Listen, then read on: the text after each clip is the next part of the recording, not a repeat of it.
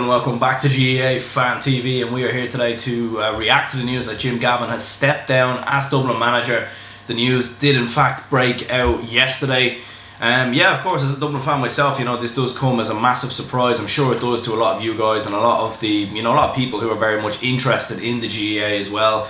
Yeah, it is a massive surprise. I mean, it was only at the start of November that it pretty much came out that Jim Gavin was going to be staying on as Dublin manager. There was multiple reports that he'd already started up his plans for the National League going into 2020. The fact that he was going to be bringing a host of under-21s into the team this year to try and bring through more added youth into the team. So yeah, the fact that he has gone down and the fact he has stepped down as Dublin manager has definitely come as a massive surprise in terms of what we had heard earlier in the month. In terms of him actually stepping down now, given the whole scenario, to be honest, it's probably not that big of a surprise when you actually look at the bigger picture. I mean, let's not forget that Dublin just won 5 All-Irelands in a row, which is the greatest achievement by any county team in the history of the GAA, especially at senior level. So the fact that he's probably taken this Dublin team maybe as far as he can go. There's really nothing else to achieve after this point. The man's won 6 All-Irelands,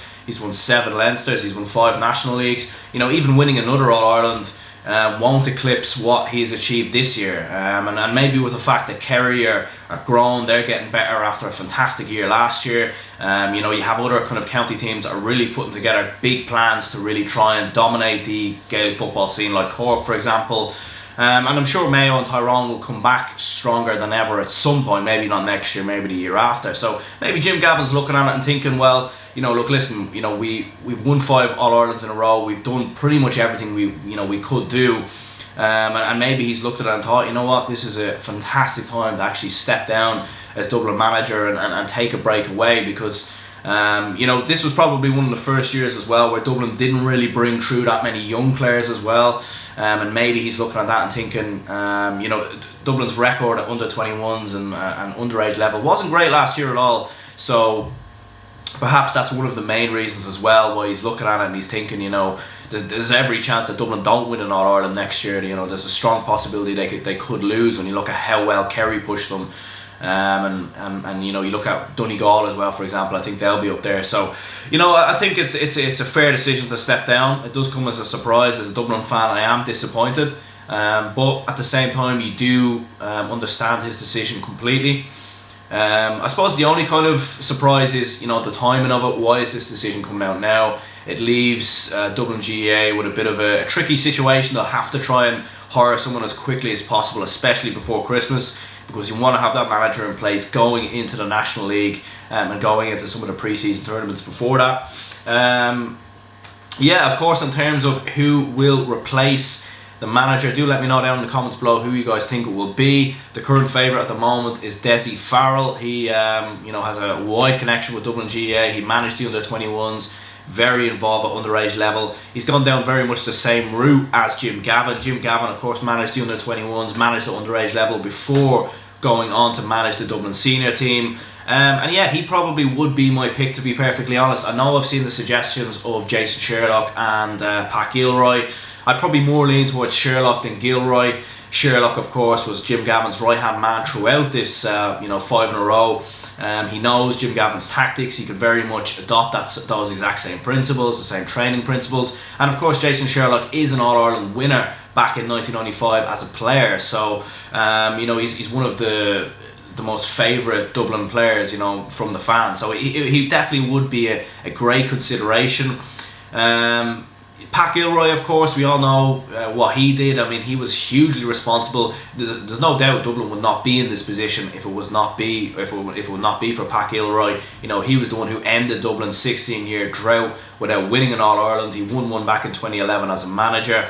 And he changed the game for this Dublin team. He changed a lot of the principles, the training methods, and a lot of behind-the-scenes stuff as well. So he would be a good show. My only concern with Pat Gilroy is that I don't think he's 100% in it, to be perfectly honest, because he did obviously retire. He said he retired after I think it was 2013 he left and Jim Gavin took over.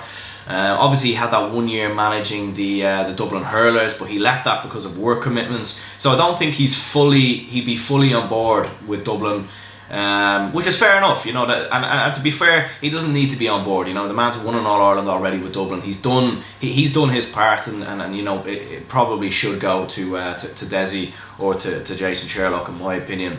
Mick Bohan has been mentioned. He won the All-Ireland with the Dublin ladies team. Maybe he wouldn't be a bad shout as well. I've seen Paul Clark being mentioned as well. Maybe he could be a possibility. But certainly for me, I'd probably go with Dessie Farrell. I feel like Dessie obviously went through the same route as Jim Gavin, managing the under 21s. I would like Jason Sherlock to stay on as well, maybe as Dessie's number. So yeah, lads, my camera actually did go ahead and cut out there. But yeah, guys, do let me know actually down in the comments below what you think of this news.